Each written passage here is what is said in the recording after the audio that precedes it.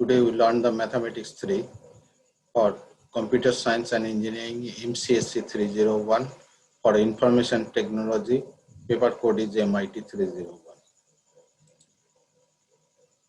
Today's lecture is lecture 47 for paper code MCSE 301 for Computer Science and Engineering, and module is the 6 graph theory, and lecture 39 for paper code MIT 301 for Information Technology, module 3 graph theory.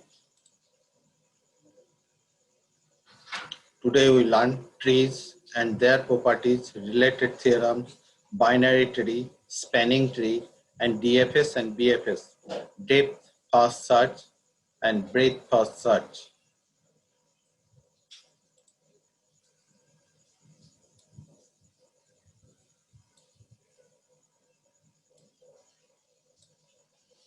Theorem: any connected graph with n vertices and n-1 edges is a tree. We already learned what is called the tree. A connected graph without cycle or the circuit is known as a tree. That means one path between every pair of vertices, and it is a connected graph. So any connected graph with n vertices and n-1 edges is a tree. We have to prove that we have a, if we have a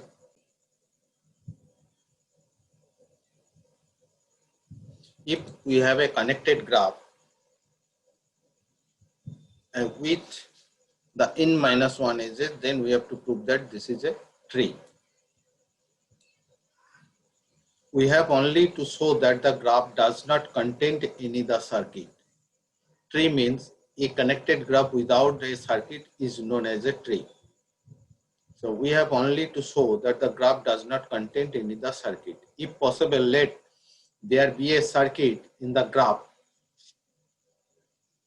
with the n1 vertices, so that there are n1 edges in the circuit. Since the graph is connected, the remaining n-1 vertices must be connected to the vertices in the circuit. This will require at least n-1 edges. Suppose n1 number of vertices is there and rest n-1 vertices is there, those are connected to this part of the connected graph. So we need to connect this, that is n-1 edges. Hence the total number of edges in the graph will be at least n-1 plus n1 is equal to n, which is not possible because there is n-1 edges. Hence the connected graph must be circuit free, because we are considering there is a circuit, and from that we are concluding there is n number of edges. But according to the statement of the theorem, that is n-1 edges. So it is contradicts the statement. Hence our assumption is not correct, which is not possible. Hence the connected graph must be circuit free. In other words, it is tree. Theorem: a circuit free graph with the n vertices and n-1 edges is a tree. A circuit free graph with n vertices and n-1 edges is a tree. That means we have to show that it is a connected graph. There is no question is that the graph is the connected. First we have to show that it is a connected graph and without the circuit. Then it is a tree, that we have to show. We have to show that the graph is connected. For this, let us assume that the graph is disconnected and let k greater than 2 components. That means we are considering the graph has the 2 components. That means the one part is there and another part is there. 2 component part is there. Let this component greater than equal to 2. So from this 2, it is up to the k. T1, T2, T3, Tk components is there we are considering. Since T1, T2, T3, Tk is the connected and circuit free, each and every component is a connected and circuit free. Let Ni and Ei respectively be the number of vertices and edges of the Ti. That means the T3 have the N3 and E3 number of vertices and edges. Tk, that is the kth component, have the Nk and Ek number of vertices and edges. Therefore, we get Ei equal to Ni minus 1. Each and every component, ith component, have the number of edges is Ei equal to Ni minus 1, and ith component have the Ni number of vertices. I is equal to 1 to k. I is equal to 1 to k Ei equal to I is equal to 1 to k Ni minus 1, or E equal to N minus k. That is the number of edges from the component 1 to k. We can write T1 have the E1, T2 have the E2, Tk have the Ek. We can write I is equal to 1k. So total number of edges in the graph is summation I is equal to 1 to k Ei is equal to 1 to k Ni minus 1. This side is the total number of edges in the graph E equal to N minus k, and right hand side summation of Ni is the N number of vertices in the graph, and k summation of the 1, k times of the summation of 1 is the minus k. This is the 1. That relation or equation, we can call it the 1. Where E is the number of edges of the graph and N is the number of vertices of the graph. But since E equal to N minus 1 and k greater than equal to 2, equation 1 cannot hold, hence the given graph is connected, and so it is a tree.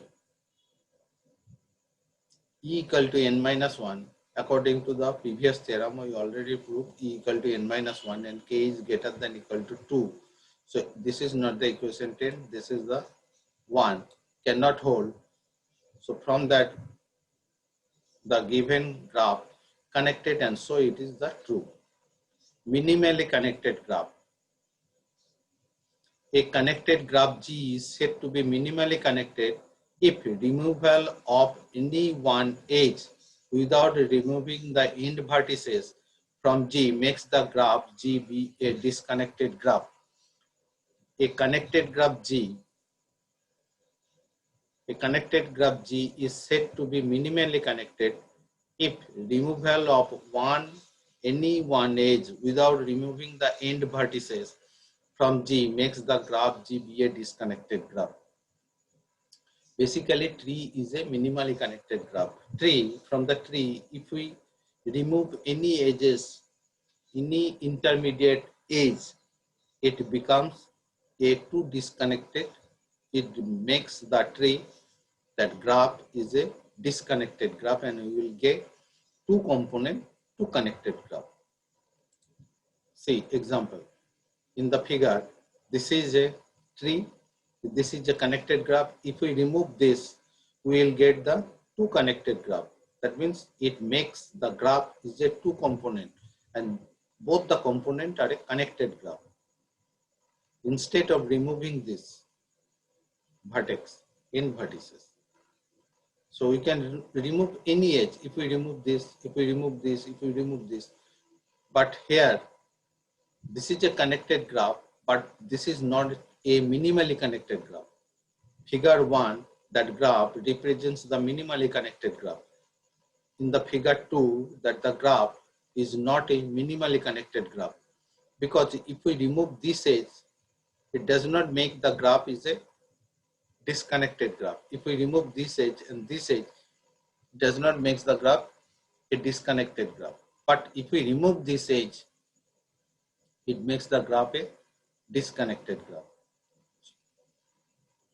Question is that if we remove any edge, it makes the graph is a disconnected graph. Then it is known as the minimally connected graph. So second one is not a minimally connected graph, but first one is a minimally connected graph.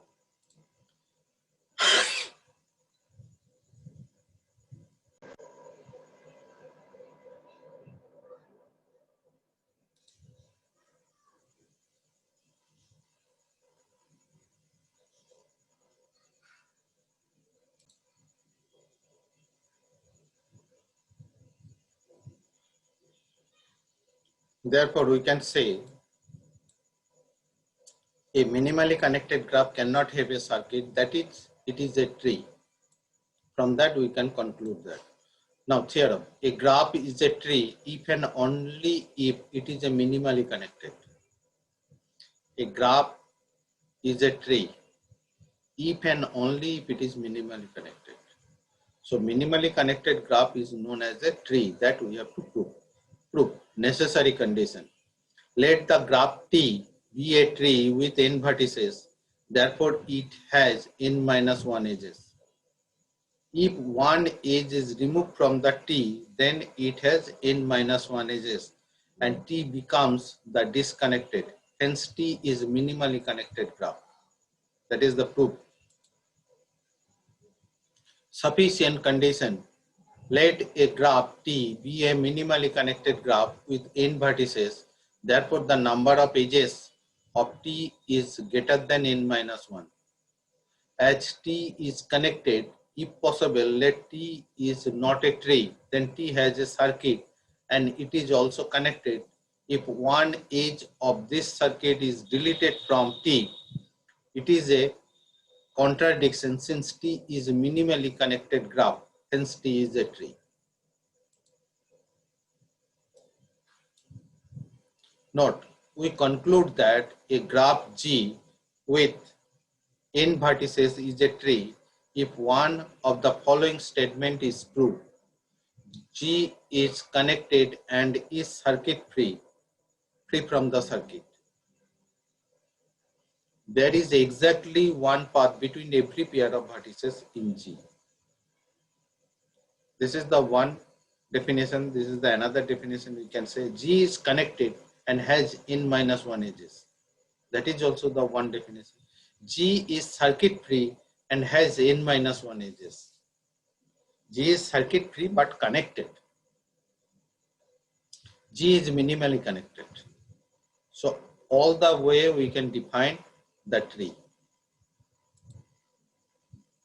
A tree in which there is exactly one vertex of degree 2 and each of the remaining vertices is of degree either 1 or 3 is called a binary tree.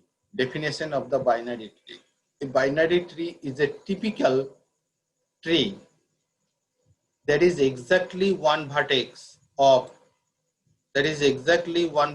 degree 2 and each of the remaining vertices each of degree either 1 or 3 is called a binary tree. This V is a degree 2, this vertex is degree 3, this vertex is degree 1, 1, degree 1, degree 1, degree 3, degree 3, degree 1. So this is called the root vertex. This is the root vertex. Degree is 2. Typically one vertex have the degree 2 and all other vertices, that is the internal vertices, have the degree 3. All are the internal vertices have the degree 3 and the terminal vertices have degree 1. The graph shown in the figure is a binary tree in which V is only the vertex having the degree 2 and each of the remaining vertices is of degree 1 or 3, not 1. A degree in which one vertex called the root vertex is distinguished from the remaining vertices is called a rooted tree. This is called the root vertex and this tree is known as the rooted tree. Therefore, a binary tree is a rooted tree and the vertex of degree 2 in a binary tree is called the root of this tree. Already I discussed. Point 2. A binary tree has 3 or more vertices. Binary tree has 3, minimum 3 vertex is there. 1, 2 and 3. This is the binary tree. At least 3 vertex. 2 vertex with the degree 1 and 1 vertex of degree 2. Internal vertex. A non-pendant vertex, that means the terminal vertex, without the terminal vertices on the internal vertices. A non-pendant vertex, a vertex which is not pendant in a tree, is called the internal vertex. Theorem: the number of vertices in a binary tree is always odd. The number of vertices in a binary tree is always odd number of vertices. If we call it the first one, 3 vertex. For simple way, 3 vertex form a binary tree.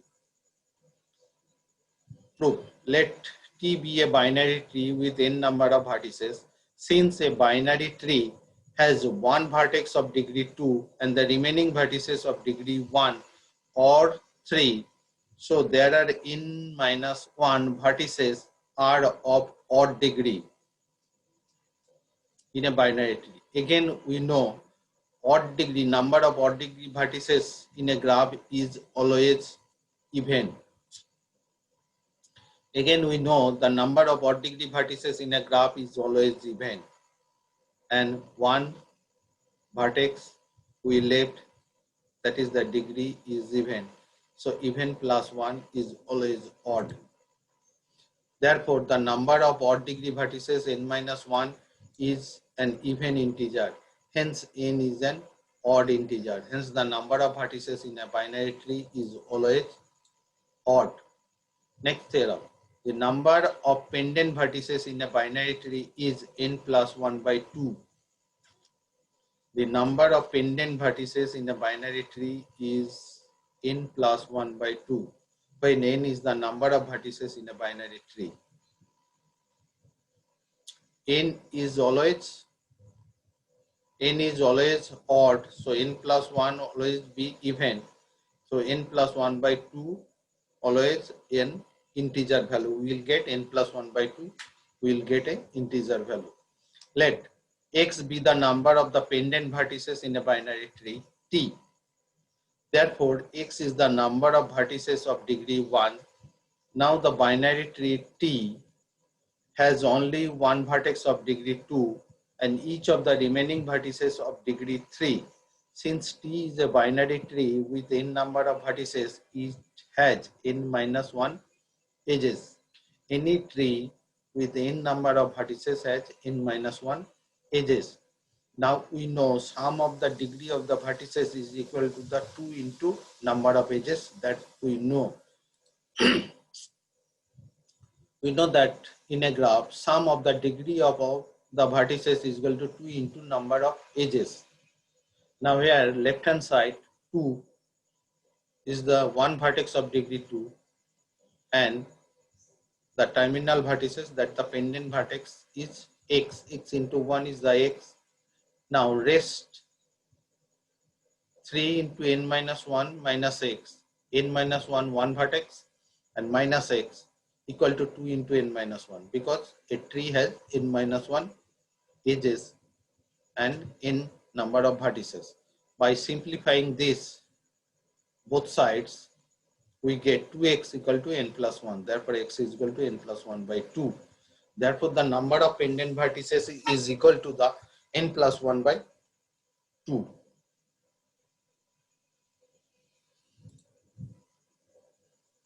Another theorem: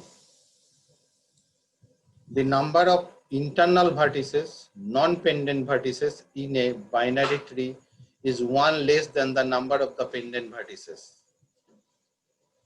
The number of internal vertices, non-pendant vertices in a binary tree is 1 less than the number of the pendant vertices.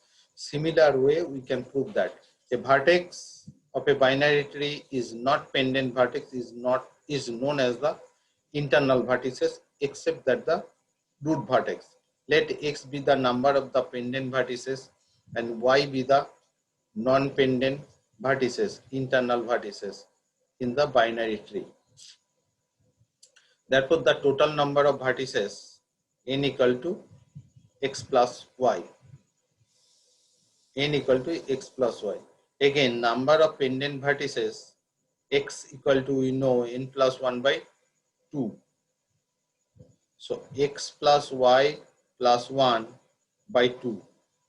N equal to x plus y by 2.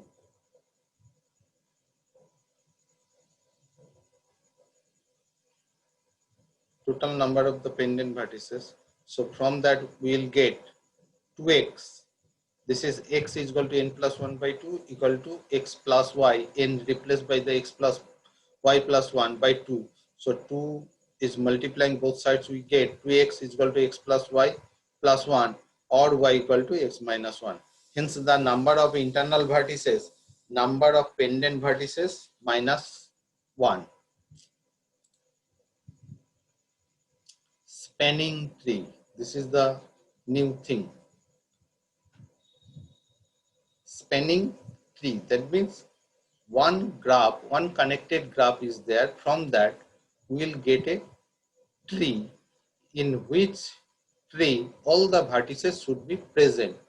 That means how many tree we can get from a connected graph which containing all the vertices and connected graph. That is called the spanning tree. That means from that we can span the number of trees. All the trees are known as the spanning tree of the connected graph. A tree T is said to be the spanning tree of a connected graph G. If we get a tree, T is there, which is from that, that means the T is just subgraph of the graph G, where all the vertices of G are present in T, and T is a connected graph. A tree T is said to be a spanning tree of a connected graph G if T is a subgraph of G and if T contains all the vertices of the G. Example, T is the one spanning tree. See, here all the vertices 1, 2, 3, 4, 5, 6 is present and it is a connected graph. So this is the one spanning tree. This T is a subgraph of the graph, connected graph G, and T is a spanning tree. Branch and cord. The edges of a spanning tree T are called the branches and the remaining edges in the graph G are called the cord. Whatever the edges present in the T are known as the branches. That means if we write in a sequence B, D, F, G, I are the branches and the remaining are A, C, E, H, J are known as the chords of the graph. So the edges of a spanning tree T are called the branches and the remaining edges in the graph G are called the chord with respect to the spanning tree T. For example, edges B, D, F, G and I are the branches of the spanning tree T and the remaining edges A, C, E, H, J are the chords with respect to the spanning tree T.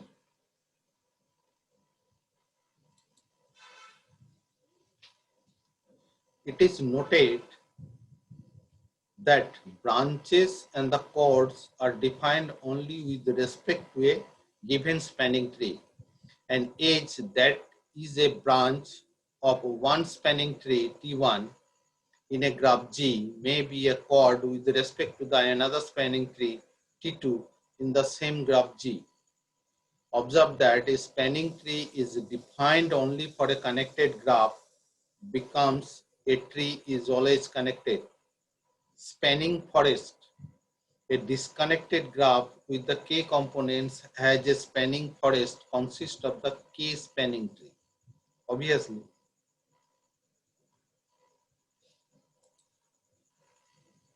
Note A. Sometimes a spanning tree of a connected graph G is called a skeleton or the scaffolding of G.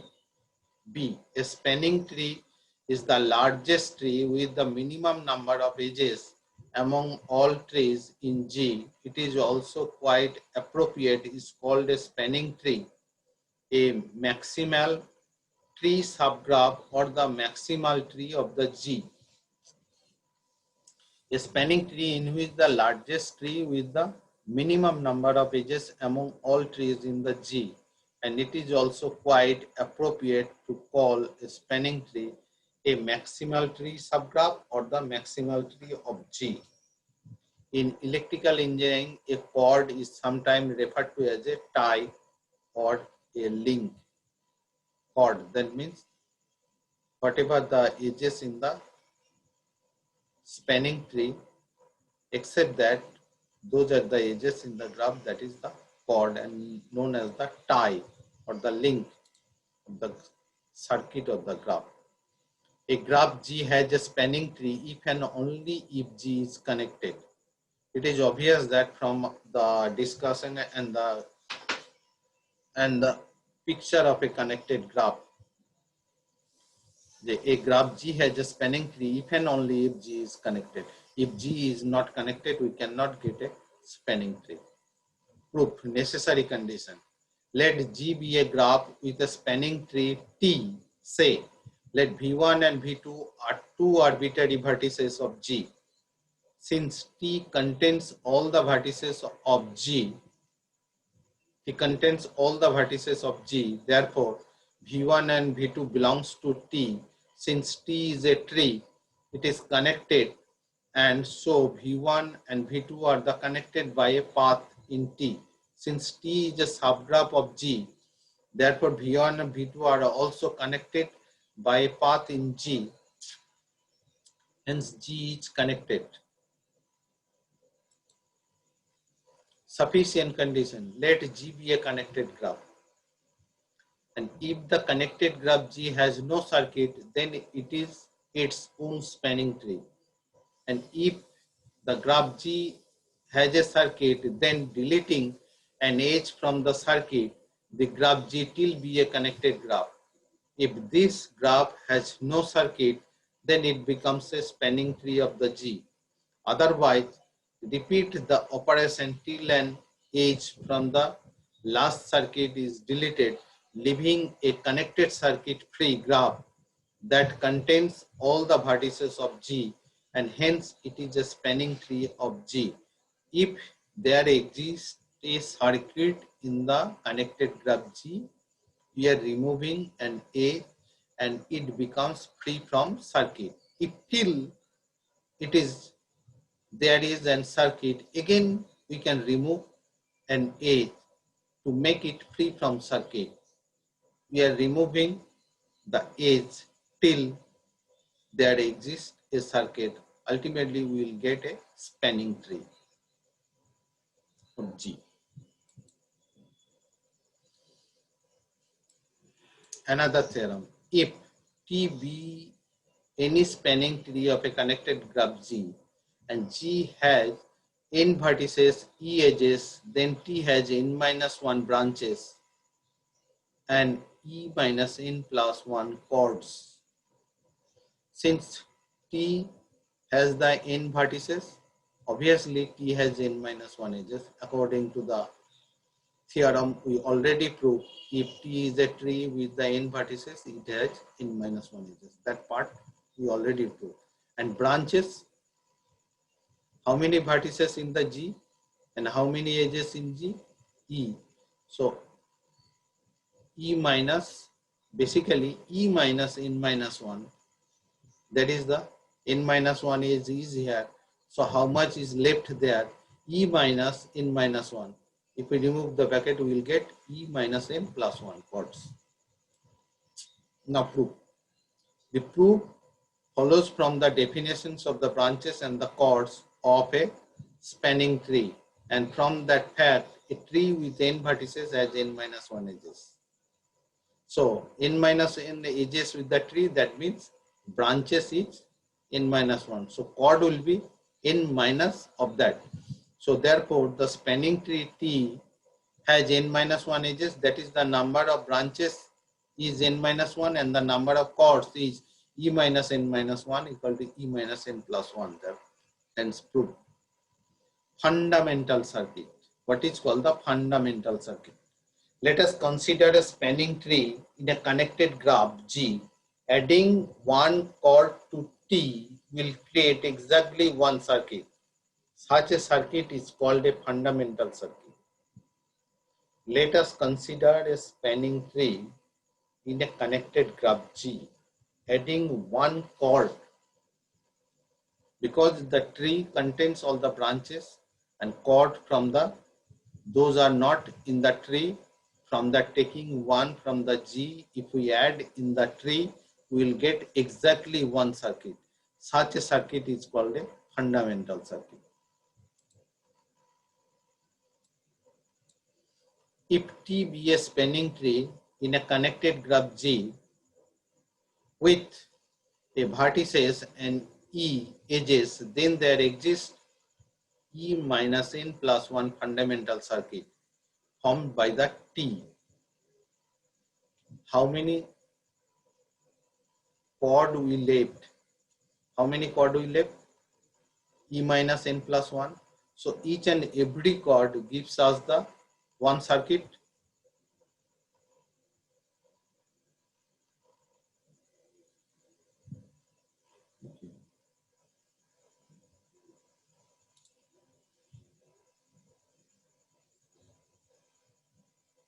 Why?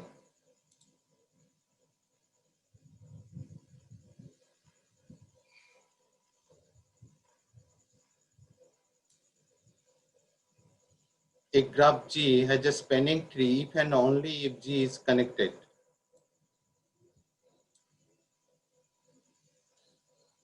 Necessary condition. Let G be a graph with a spanning tree T.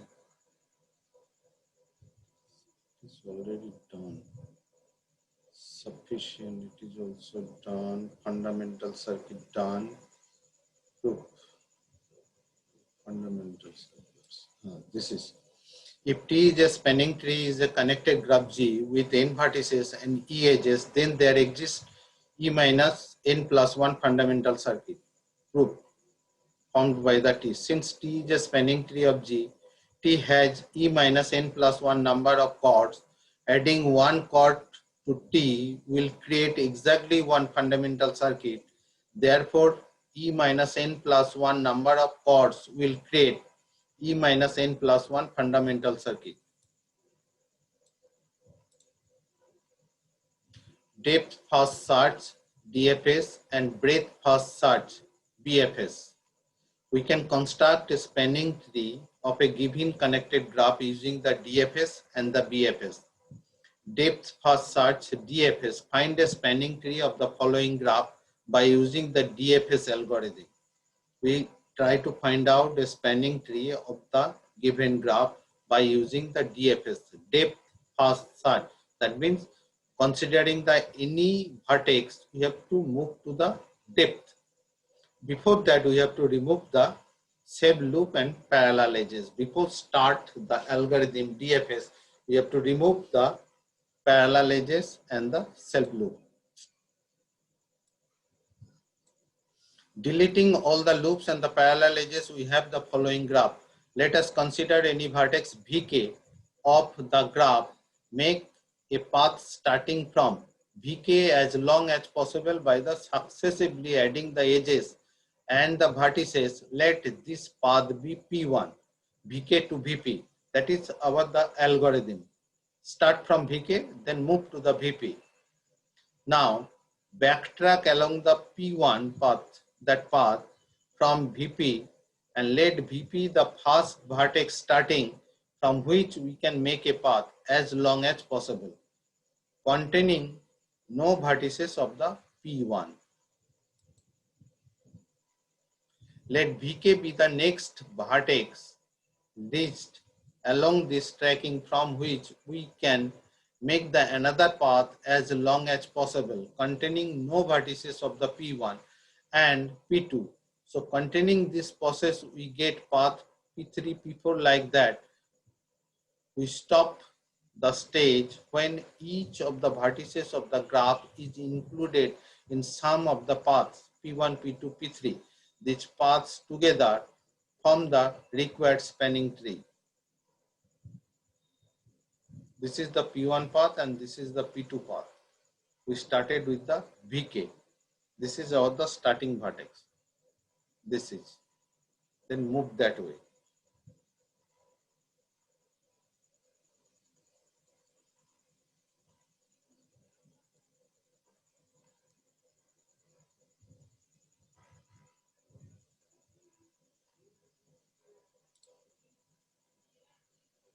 Example, find a spanning tree of the following graph by using DFS algorithm. Solution. First, we have to deleting the parallel edges and the self loop. Discarding all the loops and the parallel, we have the following graph. This is the graph after removing the loop and the parallel edges. Choose arbitrarily the vertex G. Make a path starting from G as long as possible by successively adding edges and vertex. This path B, P1 we are considering, G, C, then F, then E, then H, I. This is the path P1. Now backtrack from I to H. We get no path. After backtrack, there is no path starting from the H. Next we backtrack H to E. We get a path P2 starting from E to D. And nothing that, noting that this is the P2. If we backtrack to the D to C, then it will make a circle, that P2. Now we get a path P2 ED, noting that the P2 does not make any cycle with the path P1. Again from E we retract to the F, and then to C there exists a path from C, say P3, C and B. If we backtrack that way, back this way, and C to B and B to A. We can start from this also, and B to A. Such all of its vertices are not included in the previous two paths, since the three paths P1, P2, P3 contain all the vertices of the graph. We stop at this stage. So this is the required spanning tree is formed by these three paths P1, P2, P3. This is the required spanning tree. So this method is also known as the backtracking method, that all the vertices of the graph would be included in this method can be proved as a theorem. Breadth first search, BFS. We already learned DFS, now the BFS. Breadth first search, BFS. Find a spanning tree of the following graph by using the BFS algorithm. This is the given graph. First we have to discard all the self loop and the parallel edges. So this is the required starting graph. Deleting all the loops and the parallel edges, we have the following graph.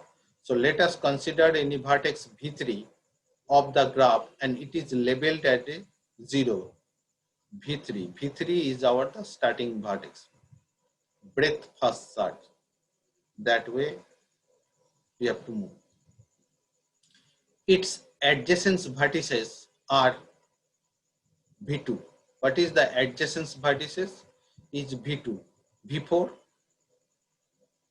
We can move this way, we can move this way, and we can move this way. These three vertices are the adjacent vertices.